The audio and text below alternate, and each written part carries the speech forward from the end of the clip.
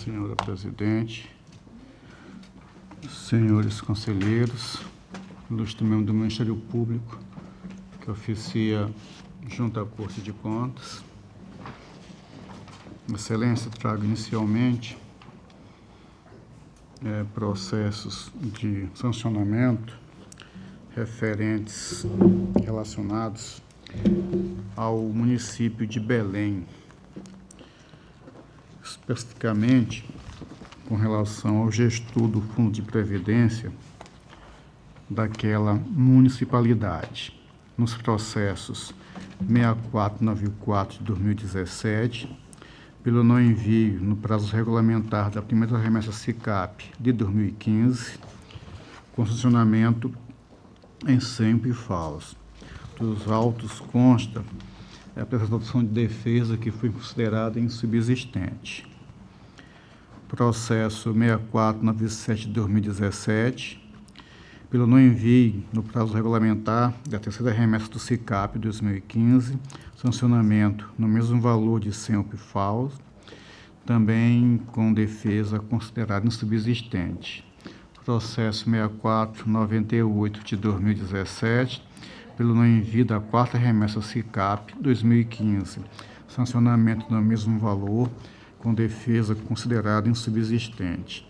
Processo 6499 de 2017, pelo não envio no prazo regulamentar da quinta remessa SICAP 2015, sancionamento no mesmo valor de sempre falso, defesa também considerada insubsistente. Processo 6502 de 2017, não envio no prazo regulamentar da sexta remessa SICAP 2015.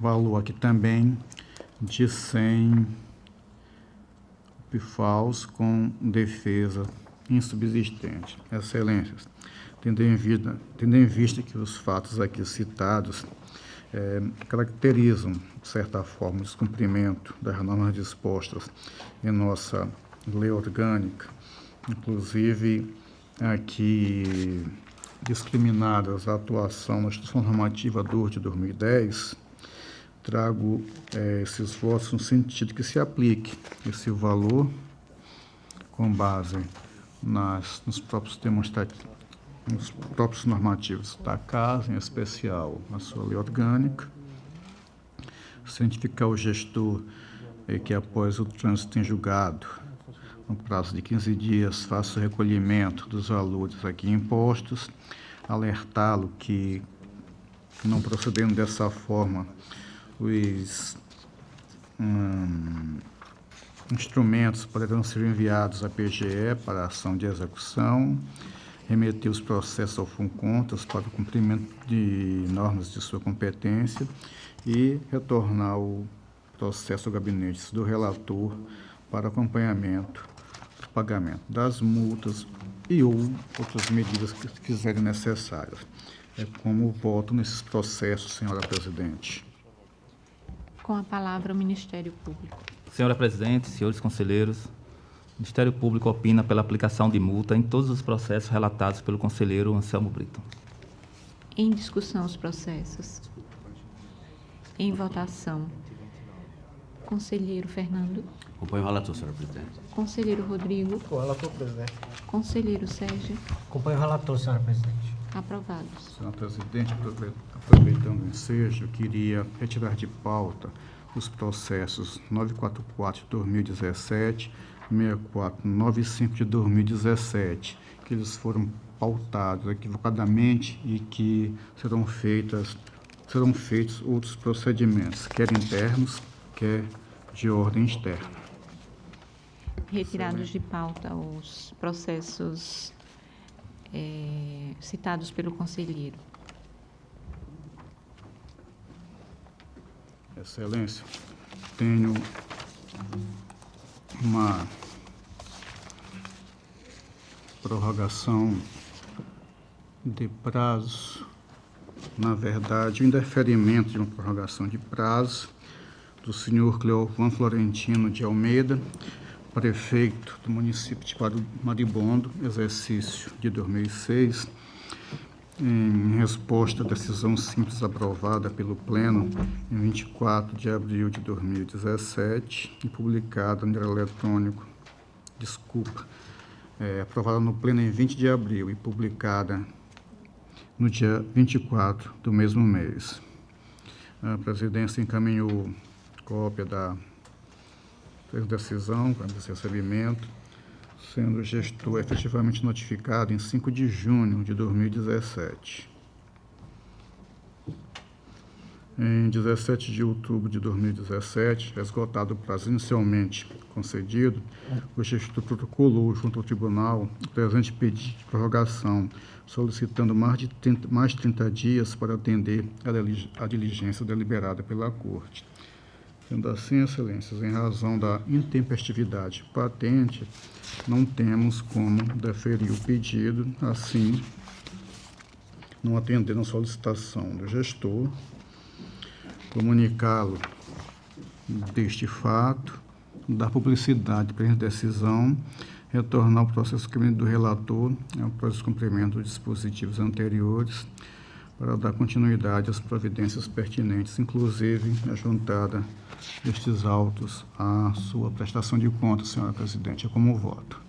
Com a palavra o Ministério Público. Senhora presidente, o Ministério Público opina no mesmo sentido do encaminhamento proposto pelo conselheiro Anselmo Brito. Em discussão, o processo. Em votação. Conselheiro Fernando. Acompanho o relator, senhora presidente. Conselheiro Rodrigo. Com o relator, presidente. Conselheiro substituto, doutor Sérgio. Com o relator, senhora presidente. Aprovado. Senhora presidente, tem o processo 2335 de 2008, é uma auditoria aqui conhecida entre nós como inspeção em loco, mas na verdade auditoria na forma regimental. Um caso aqui interessante, excelência, permita-me lê-lo, é pequeno, para que todos tomem ciência do acontecido. Cuide dos autos, excelência, de auditoria, aqui entre parênteses, inspeção em loco, de natureza ordinária, realizada sobre os atos de gestão decorridos no exercício de 2005 da senhora Ângela Maria Lira de Jesus Garrote, prefeita à época do município de Estrela de Alagoas. A referida auditoria foi autorizada através do ofício 167, de 20 de abril de 2007, pelo presidente da Casa, obedecendo aos normativos que a regulam. Antes da determinação supracitada, os técnicos desta Casa iniciaram os trabalhos no município em 23 de abril de 2007, com o objetivo de analisar os aspectos legais de ordem contábil e financeira acerca da aplicação dos recursos públicos, bem como o exame de atos e procedimentos voltados para as áreas de contratos e licitações. Do trabalho originou-se o relatório AFO-DEFAFON 27 de 2008, protocolado neste tribunal em 6 de março de 2008, quase um ano depois. A equipe de auditoria apontou a impossibilidade de desenvolver os trabalhos, visto que a Prefeitura Municipal foi alvo de incêndio, na qual foram incinerados documentos contábeis referentes aos exercícios financeiros, não só de 2005, mas também de 2006. Inclusive os relacionados às licitações, contratos e status bancários, entre outros. Ainda no relatório, os técnicos afirmam que os contratos celebrados pela municipalidade não foram enviados ao Tribunal de Contas. Por meio de decisão simples de 15 de abril de 2008, o Pleno resolveu cientificar a gestora do inteiro teor do relatório para que, querendo apresentar-se justificativa defesa no prazo de 15 dias. A ex-prefeita solicitou dilação de prazo para que pudesse apresentar seus argumentos, sendo esta deferida. Em 16 de maio de 2008, deram entrada neste tribunal as justificativas da ex-gestora, representada por seu advogado, o senhor Carlos Henrique Luiz Ferraz. Os autos retornaram à equipe de auditoria e à comissão revisora de análise técnica deste tribunal, que, diante do exposto pela defesa da ex-prefeita, acataram as suas alegações. Superada a fase de instrução, segue-se a análise dos documentos presentes nos autos, bem como dos argumentos trazidos na defesa. Ato imprescindível para formar convencimento deste relator, que de vossas excelências. tudo conforme previsto no artigo 71, incisos 2º e 4º da Constituição Republicana de 88. As razões é o relatório. Eu pedi licença para passar logo para o voto, que é mais fácil prestar o entendimento. No relatório, a FUDEFAPCOM 27 de 2008, consta que, ao se apresentarem no município, os técnicos do Tribunal de Contas solicitaram todos os documentos necessários à realização dos trabalhos de auditoria. Na oportunidade, foram informados pela chefe do Executivo Municipal da impossibilidade de serem atendidos, visto que no dia 17 de setembro de 2006, o prédio da Prefeitura foi alvo de incêndio, no qual foram incinerados os documentos contábeis referentes aos exercícios de 2005 e 2006, inclusive relativo às licitações, aos contratos e status bancários. Tendo em vista os fatos elencados, os técnicos do Tribunal de Contas solicitaram um laudo pericial emitido pela autoridade competente. De posse do laudo, LP número 3453-0606, folhas TAS dos autos, 16 a 51, subscrito pelos peritos da Polícia Civil, os senhores José Adriano Rocha de Sá Filho e Ilnar Pereira Travassos Júnior, ratificaram, técnicos desta casa, a impossibilidade de verificar os documentos de receita e despesas e procederem aos exames da escrituração contábil e de outros documentos administrativos, por assim dizer. De acordo com o laudo pericial, o citado incêndio aconteceu na sala de contabilidade, bem como no arquivo da Prefeitura, e que ocorreu de forma criminosa. No entanto, a investigação não conseguiu apontar os autores do ato criminoso. Foram encontradas uma caixa de fósforos sobre a calçada da Prefeitura, em frente ao portão de acesso ao prédio, um pé de cabra sobre o assento da cadeira localizada no andar térreo, constatada a deformação por ação do calor da parte frontal da CPU, unidade de processamento, computador, do computador disposto sobre a mesa localizada na sala de arquivo. Todos esses fatos se encontram registrados em fotografias que compõem o laudo pericial. Cabe mencionar que é dever do poder público a gestão documental e a proteção especial de documentos de arquivos, conforme estipula o parágrafo 2º do artigo 216 da Constituição Republicana de 88. Inclusive, a lei regulamentando a matéria que prevê responsabilidades de ordem penal, civil e administrativa a respeito. Ainda no relatório, a equipe de auditoria informou que a Prefeitura não remeteu ao tribunal os contratos celebrados em 2005, item 3.3, situação que contraria a regra posta na linha F do inciso 2º do artigo 38 de nossa lei orgânica, combinado com o 131 do regimento interno, bem como o calendário das obrigações dos gestores públicos. Confirmando a informação, o setor competente do Tribunal Select-Fafon responder através do memo 21 de 2017 que, após pesquisa, não encontrou nenhum procedimento administrativo realizado no exercício de 2005 envolvendo a municipalidade em questão. Sobre o fato, a prefeita alega, ex-prefeita, que por conta do incêndio não encaminhou os contratos à Corte de Contas, alegação que, no nosso sentido, não merece guarida, visto que o incêndio ocorreu em 17 de setembro de 2006, tendo a gestora tempo hábil ao envio dos documentos administrativos referentes ao exercício financeiro de 2005, pois, conforme estipula o normativo do Tribunal, os contratos e procedimentos administrativos, de uma forma geral, devem ser remetidos até 30 dias após o encerramento do mês em que foram celebrados. Inclusive, foi encaminhada à Corte de Contas a prestação de contas do exercício, em 6 de abril de 2006, antes do sinistro. Considerando o relatório técnico, a análise da Lei Municipal 146-B de 2005, 5 de janeiro de 2005, que fixou os subsídios dos senhores prefeitos, vice-prefeitos e secretários municipais, mas sem nenhuma informação relevante que mereça comentários. Excelência, isto posto, eu trago o voto no sentido de que esse pleno, aí ficamos impossibilitados de ter um encaminhamento, salvo se as excelências entenderem de outra forma, julgar iliquidáveis os atos de gestão da senhora Ângela Maria Lira de Jesus Garrote, prefeita do município de Estrela de Alagoas, no exercício financeiro de 2005, Aqui tem vasta normatização que vem da Constituição Federal, Estadual, de nossa lei orgânica, até fazendo aqui pegando-se emprestado, legislação mais clara, apenas como parâmetro, que é a lei orgânica do TCU com relação às contas iliquidáveis. Aqui o nosso regimento interno, nossa lei orgânica, ela apenas fala em passant, não esclarecendo definitivamente o assunto. Apesar de nossa lei orgânica informar que poderemos, né, nos fazer uso da legislação, da lei orgânica do TCU, enquanto o regimento diz que deveremos fazer uso. Remeter cópia deste acordo à gestora por AER, de forma que não haver dúvida de sua cientificação. Dar conhecimento da decisão à Câmara Municipal como titular do controle externo no âmbito local. Cientificar a gestora do prazo recursal, caso ela entenda recorrer. Cientificar o tal gestor do município das deliberações contidas no acordo.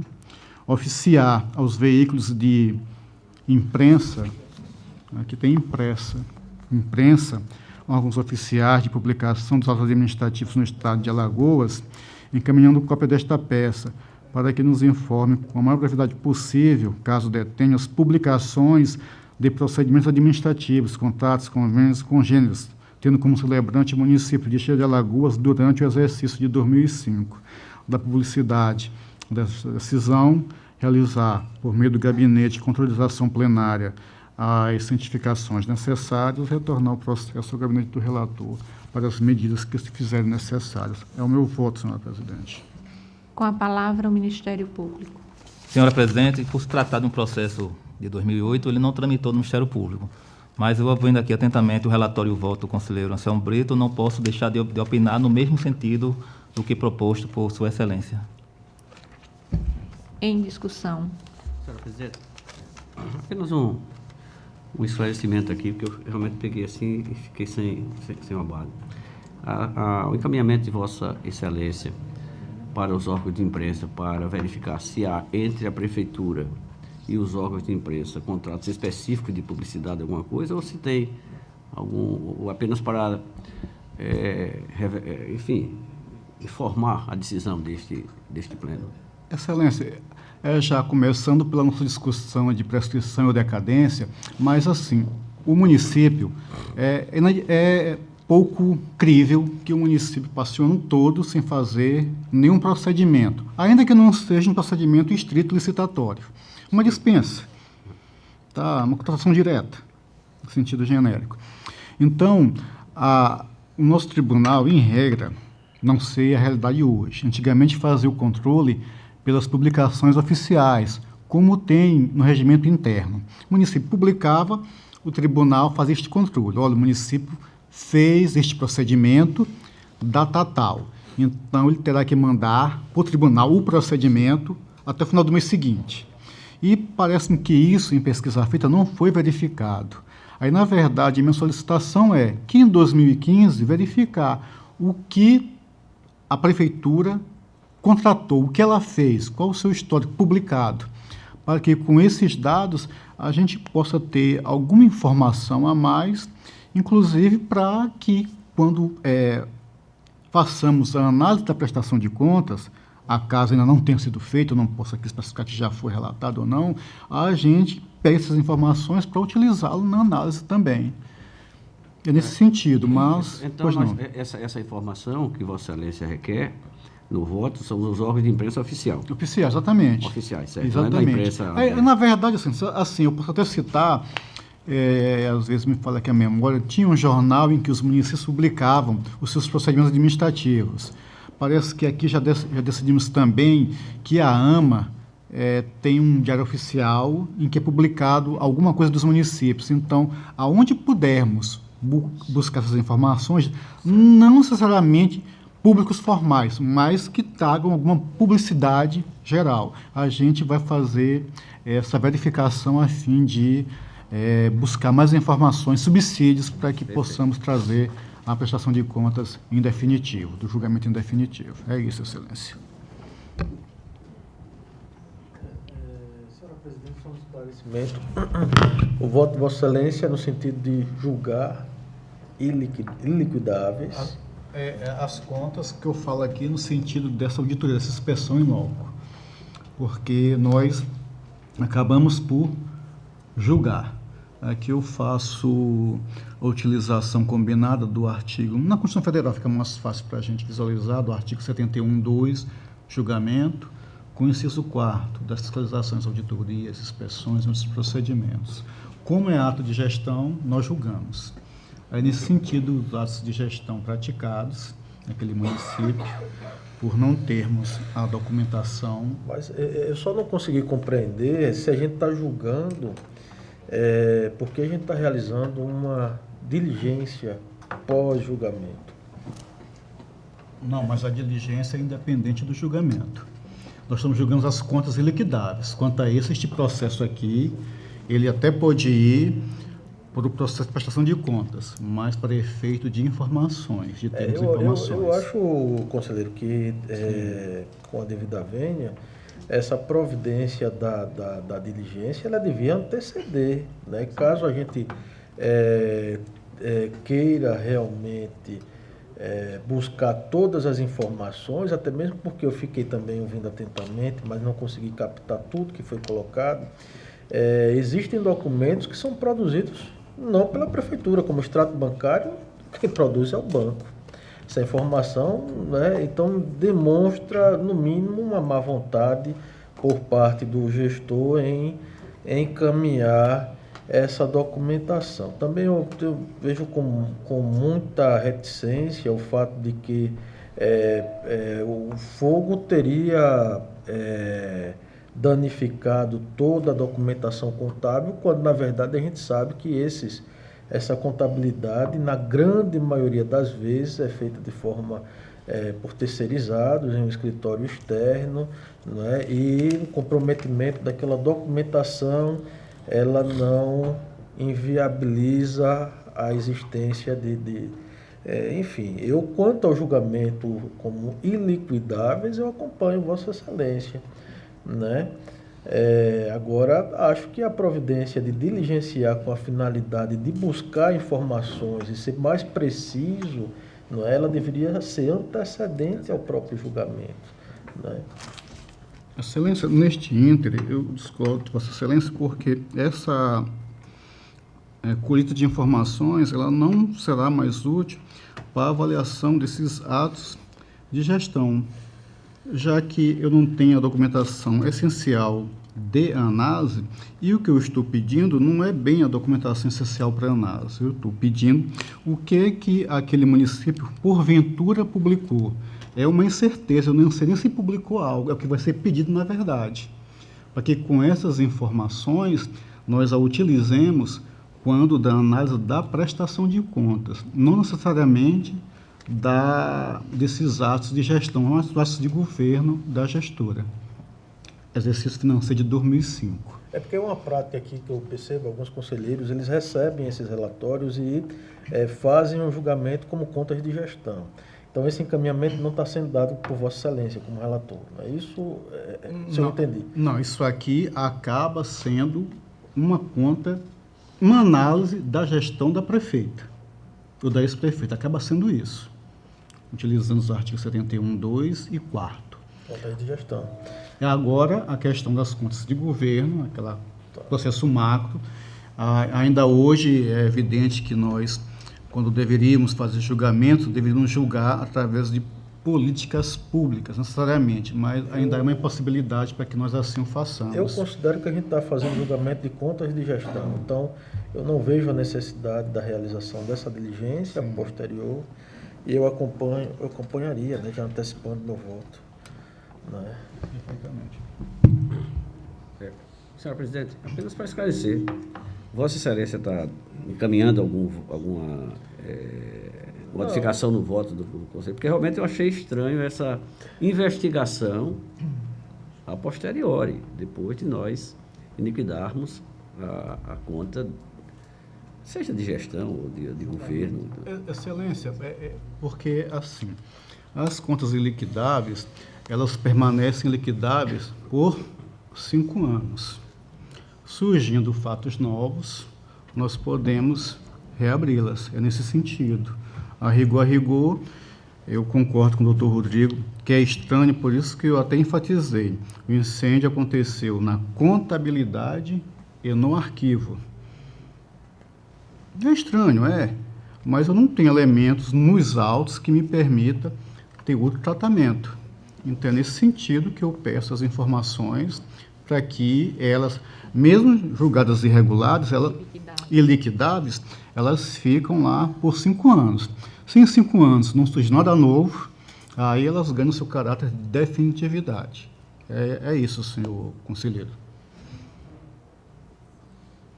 Agora em votação, conselheiro Fernando. Eu acompanho o relator, senhora presidente. Conselheiro Rodrigo. Senhora presidente, eu vou acompanhar o relator divergindo apenas quanto a essa necessidade de realização de diligência posterior do tribunal. Conselheiro substituto, doutor Sérgio. Senhora presidente, eu entendo inócua essa diligência aí, uma vez que nós já estamos julgando essas contas e considerando elas iliquidáveis nesse sentido. Então, eu acompanho a divergência do conselheiro Rodrigo Cavalcante, né, no sentido de desnecessária essa diligência. Agora, quanto às contas iliquidáveis, eu acompanho o conselheiro relator. Senhora presidente, eu só queria lembrar que essas contas, elas são liquidáveis, mas ainda não são definitivas. Elas só vão ganhar a definitividade depois de 5 anos. Isso fica bem claro. Com a palavra, conselheiro Fernando. Ouvindo as argumentações da divergência, eu acompanho parcialmente o voto do conselheiro com a divergência que foi colocada pelos conselheiros que antecederam, que votaram também.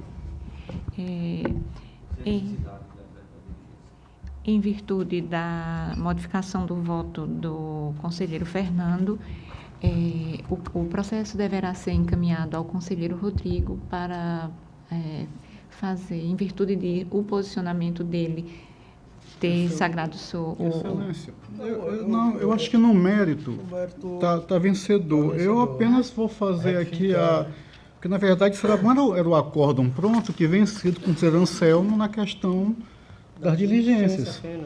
Tá, então, a gente pode fazer isso.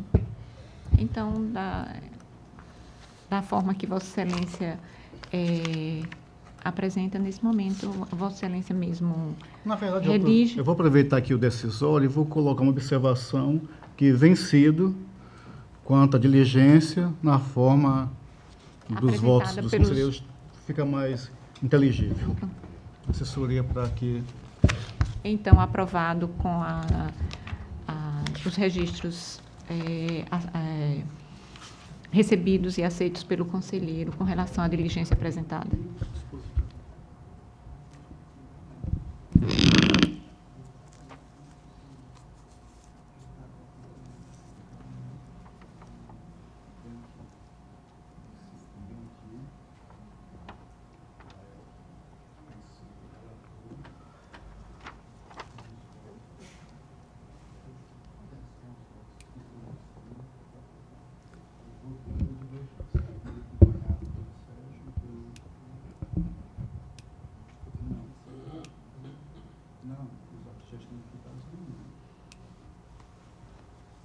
Senhora presidente, tem ainda o processo, um parecer prévio, município de Capela, exercício financeiro de 2006, e o gestor, o senhor João de Paula Gomes Neto.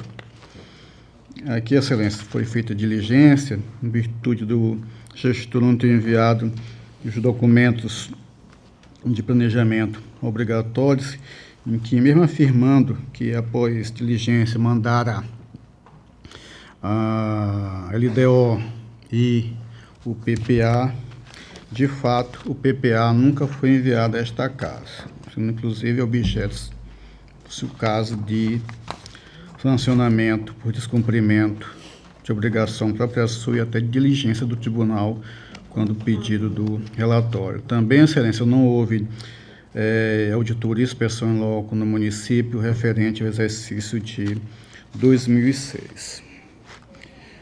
Com Em relação aqui ao voto, Excelência, tem algumas situações aqui que sempre chama atenção, a possibilidade constante na LOA que se mude o orçamento por ato unilateral do prefeito em cerca de 80%, o que para mim é um absurdo, não tem a menor justificativa para isso.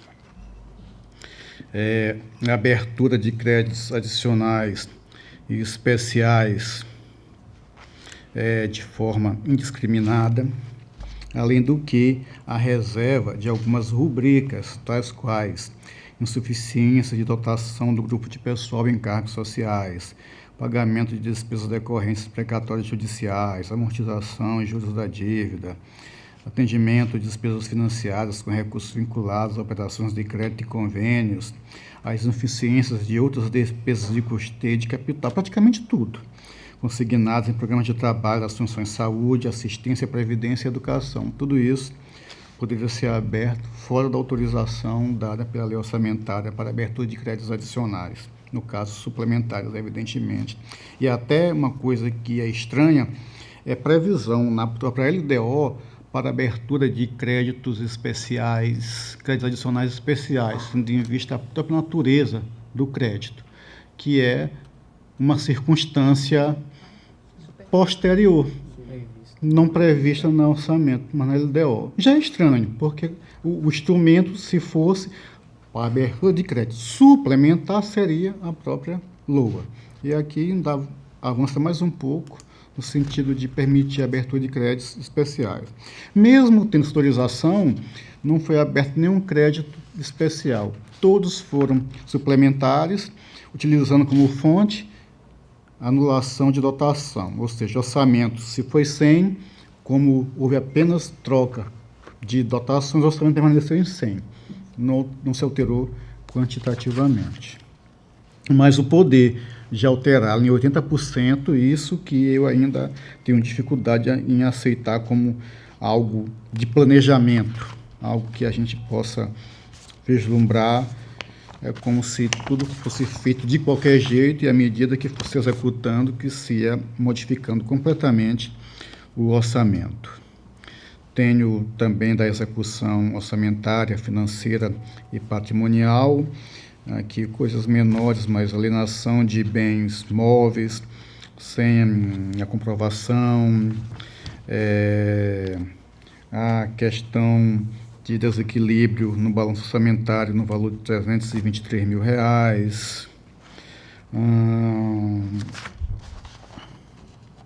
Já acabei falando da questão da abertura dos créditos suplementares.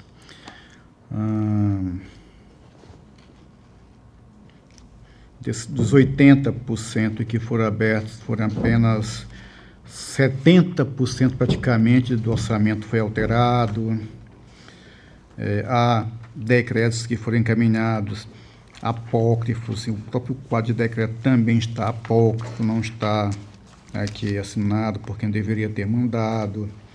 Aqui saldo para o seguinte, de valores de 256 mil representados por caixa, bancos e investimentos. A questão aqui de se utilizar ainda a conta caixa em detrimento do previsto no artigo 64, 4º da Constituição e repetido na Lei Complementar 101. A utilização aqui, que ainda que eu acho como forma apenas de se fechar o demonstrativo, utilização da portaria 447 de 2002 do STN, conselheiro Fernando Toledo, aquela figura de restos a receber, no valor de 470 mil União e 7 mil reais Estado. Embora, em nenhum caso até hoje, verificado por nós, há, de fato, o recebimento desses valores. Não estou falando especificamente deste município, mas de todos os que eu tenho verificado e trazido aqui ao Pleno. Dívida fundada no valor de quase 5 milhões de reais, sendo 4 milhões e 300 INSS, FGTS quase meio milhão, precatório cerca de 66 mil reais. O gestor, aquele conseguiu, por meio de documentação, que também é algo interessante, conseguiu comprovar realmente o valor documental do INSS e do FGTS, embora do precatório não se manifestou e não trouxe documentação nenhuma. Agora, a parte mesmo que aqui fez eu firmar um posicionamento, que até então a questão prevista na legislação, na lei, nós falamos, mas com o intuito de jogar para frente, que na feitura essas situações não mais aconteçam, porque contrariam os princípios orçamentários, até de ordem constitucional. Entrando já na questão dos limites constitucionais e legais. Primeiro, na educação. O município, o gestor, inclusive, pede e diz que cumpriu a educação no percentual de 28 inteiros e 1/10 percentual. Eu, na minha memória de cálculo, que agora eu passei a colocar nos relatórios para até facilitar a defesa e eventual pedido de vista de Vossa Excelência, a base de cálculo utilizada. Aqui, cumpriria os 28,01. Caso nós aceitássemos que o que foi aqui colocado pudesse fazer parte e que nós aqui entendemos por retirar, tendo em virtude que são recursos de ordem federal, carimbados para se utilizar em educação, então não pode entrar no limite do cômputo da aplicação do município. São eles: despesas de convênio com PENAI, R$200 mil. Despesas de convênio com PNAC,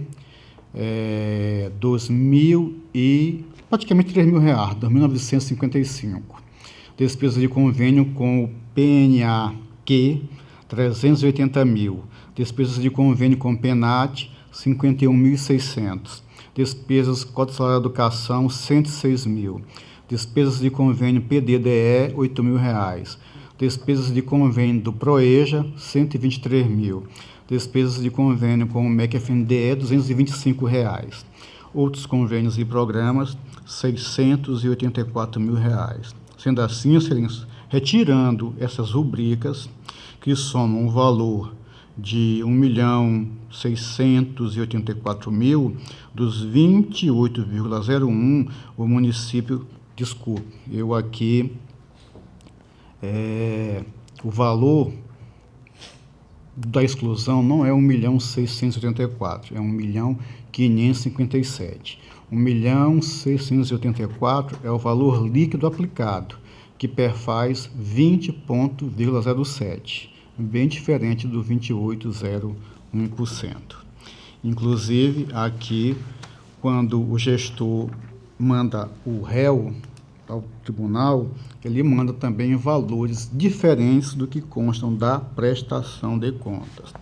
Tanto os cálculos dele quanto os cálculos realizados na diretoria competente, eles não excluíram estes convênios que não podem ser utilizados como despesas de educação.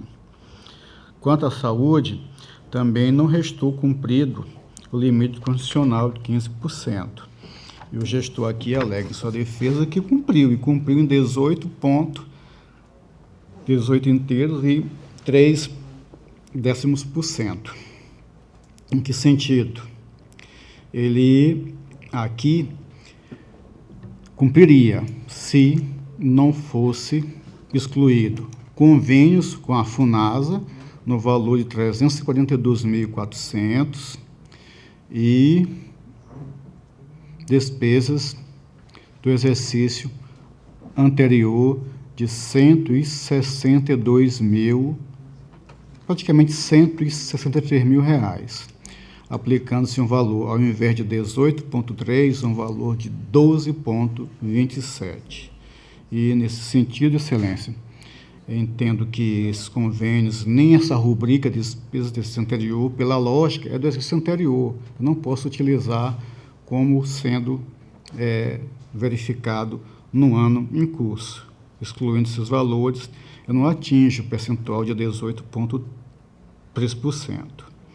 Quanto ao repasse de duodécimo, aqui também, e aqui talvez eu enfrente alguma discussão com o conselheiro Rodrigo, que o limite, doutor Rodrigo, é 8% constitucional. O valor do repasse é 8,0002%, descumprindo a norma constitucional. E aqui, deixa eu ver se eu tenho o valor exatamente. Descumpriu a norma constitucional em R$ 12,48, mas descumpriu. O Fundef, ele cumpriu o limite em 60,38%. As despesas de pessoal foram um problema, sobretudo a do Poder Executivo, que girou em torno de 56,45%. A do Legislativo cumprira, pois girou em torno de 2,85%, o que está ali posto. O gestor justifica aqui que a situação decorreu de aumento salarial do magistério e do atendimento de reivindicações dos agentes comunitários de saúde, de endemia do município, hora extra, insalubridade, entre outras, justificando que a remuneração do magistério à época era a 14ª pior do Estado, enquanto que na área de saúde a mortalidade infantil encontrava-se entre as 20 piores. Os índices da educação e saúde da municipalidade melhoraram significativamente após os reajustes, afirma o gestor, que somado à baixa transferência, olha só, justificativa dele, a baixa transferência de recursos da União e do Estado, só que ele tem a receber da União, segundo a portaria,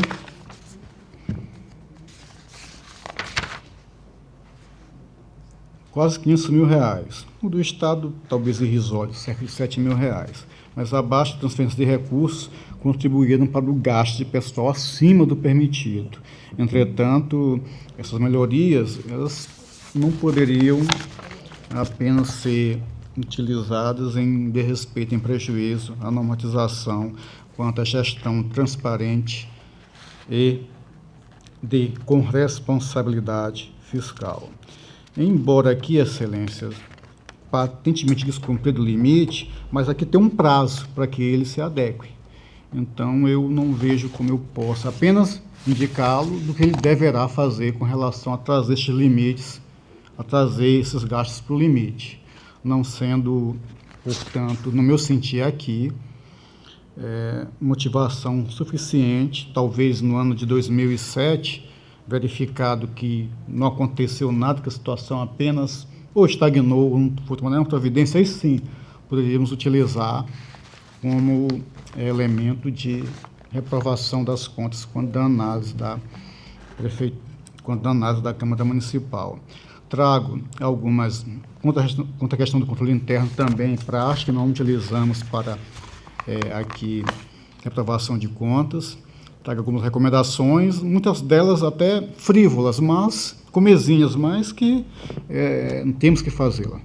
Observar o calendário de obrigações dos gestores públicos, elaborar PPA, LDO e LOA de acordo com as normas vigentes, acompanhado de todos os demonstrativos obrigatórios, manter, na medida do possível, equilíbrio entre receitas realizadas e despesas executadas, de modo que o orçamento não resulte em déficit, fator também preponderante que pode causar a reprovação das contas, encaminhar a documentação comprobatória dos valores contabilizados das transações ocorridas junto à prestação de contas, de forma a subsidiar a análise dos autos, pelo menos de forma amostral, elaborar as peças contábeis, o balanço geral, prestação de contas e fiscais, réu e GF, de forma consistente, e que as informações apresentadas nesses demonstrativos reflitam, de fato, o contabilizado, de forma a zelar pela precisão e clareza das informações contábeis, principalmente possuindo também instrumentos de transparência da gestão fiscal, inclusive. Manter as disponibilidades do ente em instituições financeiras oficiais, conforme a exigência constitucional, cumprir rigorosamente os limites postos na Constituição e também os legais, adotar, quando necessário, as providências tendentes a trazer as despesas com o pessoal, se o limite legal, adotar providências quanto ao correto funcionamento do controle interno.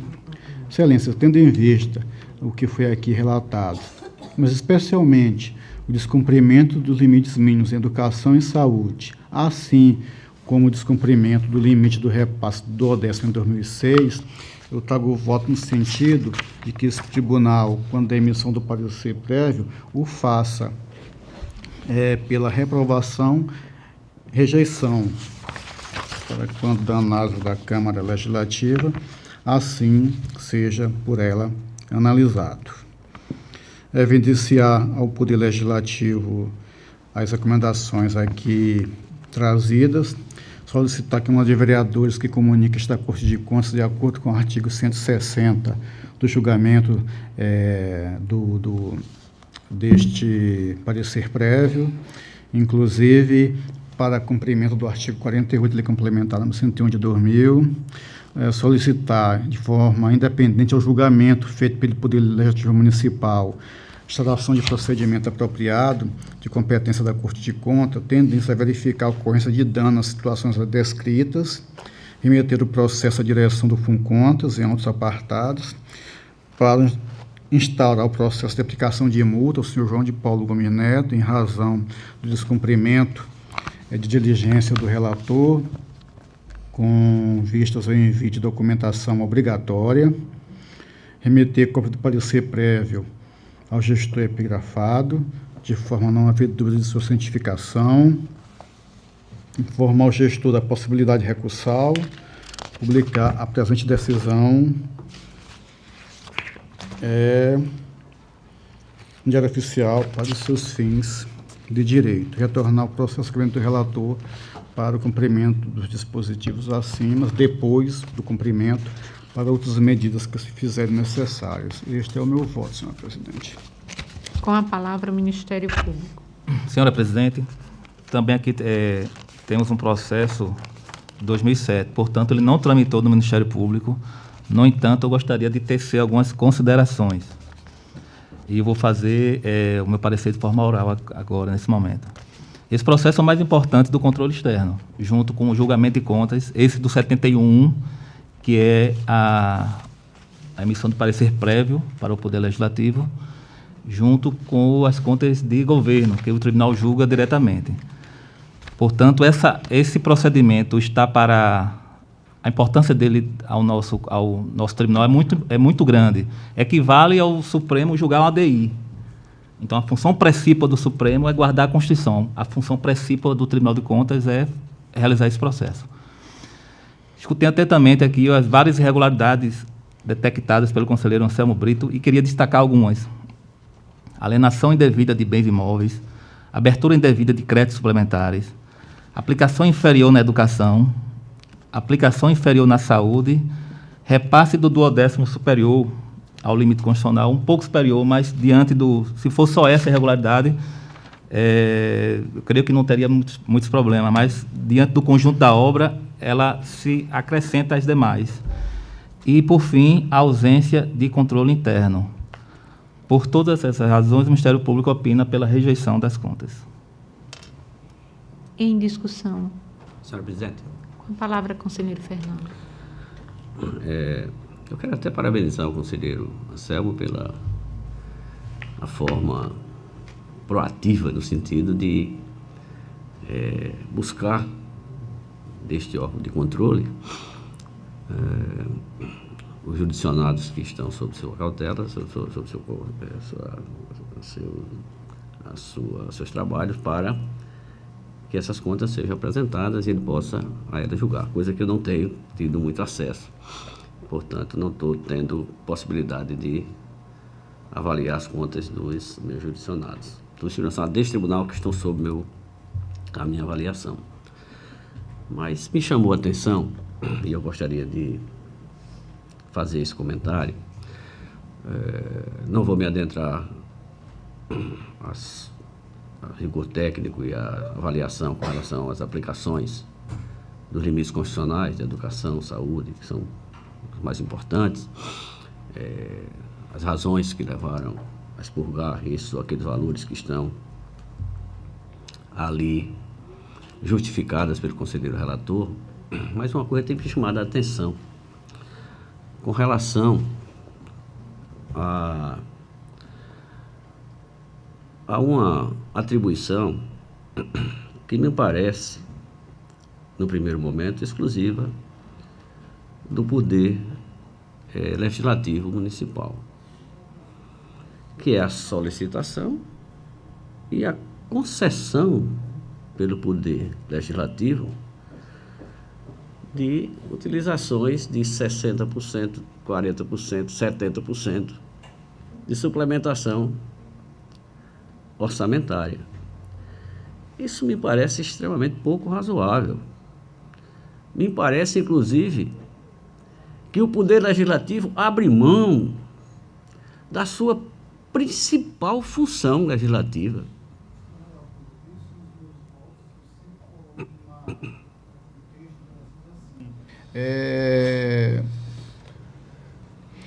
Como é que eu digo? Subtraindo função do titular do controle externo. Certo.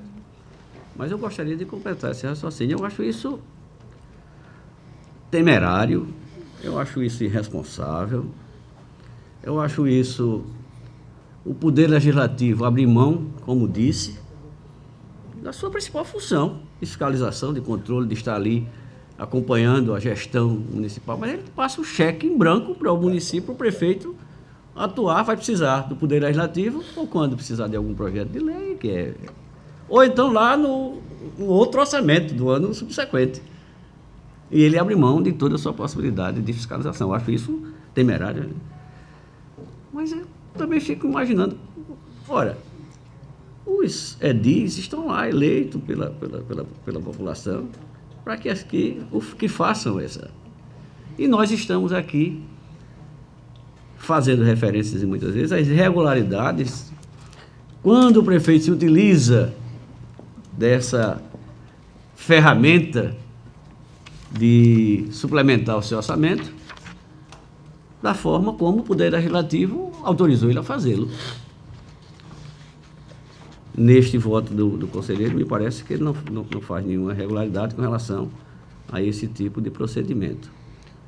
Tem, Excelência, uma questão que aí fere a lógica do sistema e a natureza jurídica do que é feito. Por exemplo, quando eu falo da abertura de créditos adicionais especiais previstos na LDO, ou seja, eu vou ficar doente amanhã. Sim, tudo bem, isso aí eu entendi. Mas Agora, nós não estamos fazendo... Do percentual. Sim, mas dos Mas percentuais veja só, mobilizados... Veja só, Excelência, suplementados. É um negócio que o Legislativo não pode dizer que não tem a principal culpa. Tem. Porque se ele autoriza ao prefeito modificar o orçamento em quase 100%, então o prefeito pode executar um outro orçamento que foi aprovado, diferente daquele que foi aprovado pelo Legislativo. Sem o mesmo Legislativo, a rigor, saber. Vai saber quando receber o parecer prévio mostrando isso. Embora nós aqui, sim, acorremos em auxílio técnico ao titular do controle externo, que é, no caso, o Poder Legislativo local. Embora, assim, Excelência, a rigor não se verifique uma irregularidade, uma ilegalidade em se modificar o orçamento, mas não existe justa causa para que se modifique um orçamento na prática, como no caso, em 70%. É isso que chama atenção, que sai da área da normalidade. Olha, modifiquei o orçamento aqui tendo por base a inflação do período percentual tal, então eu não modifiquei no ano passado, juntei as duas. É algo que a gente leva na análise pelas dificuldades, e a gente está falando agora, e posso aqui dizer a crise que é praticamente a causa de tudo.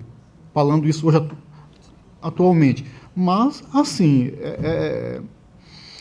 imagine que Vossa Excelência tem uma despesa de pessoal, não vamos tratar de limites, X. Vossa Excelência, como fiscal, autorizou X.